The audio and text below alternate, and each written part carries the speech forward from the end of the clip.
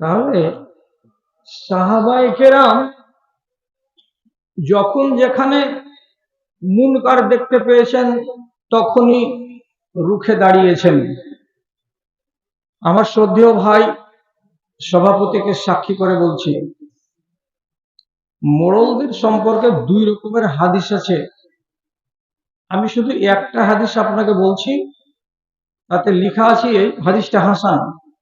তাতে কি লেখা আছে, এই দুনিয়ার কিছু কিছু মোড়লকে কিয়ামতের দিন আল্লাহ রাব্বুল আলামিন তার মাথার চুলের সঙ্গে শক্ত দড়ি গিরা লাগিয়ে দিয়ে সুরাইয়া নক্ষত্রের সাথে তাকে বেঁধে এই শূন্য আসমানের তলায় ঝুলিয়ে দেবেন। কত লম্বা দড়ি হবে আপনারা তো দেখেছেন, এই দেশে ছোট ছোট ছেলেরা গামারের গাছে দড়ি ঝুলিয়ে দিয়ে তারা দোলনা দোলে এবং তারা আনন্দ করে। ঠিক সেই রকমই একগুলো মানুষের মাথার চুলকে মজবুত করে বেঁধে সুরাইয়া নক্ষত্রের সাথে তাকে ঝুলিয়ে দেওয়া হবে। তারা দোলনার মতো দোলতে থাকবে সারা সারা দিন, সারা সারা রাত, সারা সারা দিন, সারা সারা রাত। আপনি বলবেন দেশওয়ালি ভাষাতে যে ঝুল্লু খেলবে তো মজা লাগবে। দোলনাটা কি পাছাটা সিটের উপরে থাকবে?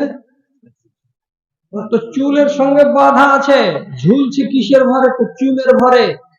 মজা লাগবে না ঠেলা লাগবে একটু আন্দাজ করেন তো। সারা দেহটা ঝুলবে এই চুলের ভরে। এরাকে যে এইভাবে রব্বুল আলামিন দোলনায় দোলাবেন সুরাইয়া নক্ষত্রের সাথে বেঁধে দিয়ে, এরা কারা?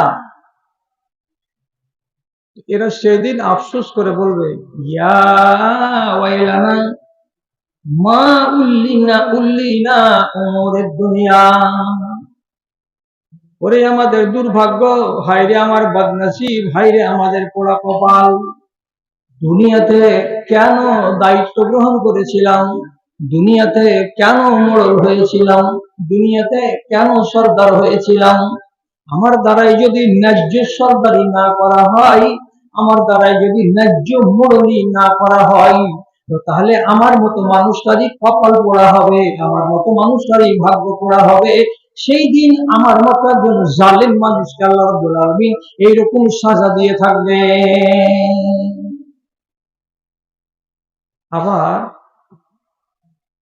এই মানুষগুলো যে নিজের আফসোস করে বলছে যে হায় আমরা দায়িত্ব কেন নিয়েছিলাম দুনিয়াতে, কেন যে তারা ইনসাফ করতে পারেনি।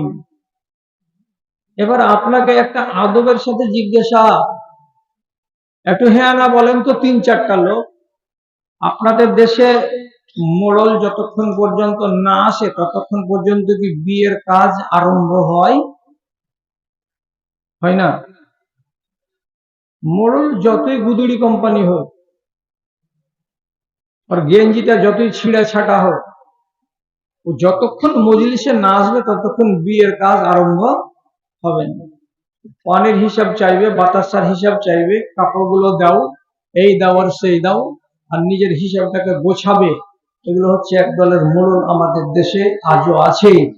অনেক চেষ্টা করে পান আর সুপারি এগুলো কোন রকম করে আস্তে আস্তে মিটানো যাচ্ছে, তবুও এই দেশে হয়তো রেওয়াজ আছে নাকি আল্লাহ ভালো জানে, আমাদের দেশে কমলো। তো ওইটা হলো মোড়লদের পাওনা। আর এই মোড়ল যে মোড়লি করতে বসছে, আরে আব্দুল গফুর, তোর মেয়ের বিবাহ লেগেছে, বরযাত্রীরা সব এসেছে এখানে, এই যে ছেলেটা সামনে লাল টুপি মাথায় দিয়ে বসে আছে, এখন তো অর্ডার হবে যে বিয়ে পড়িয়ে দাও মৌলভী সাহেব।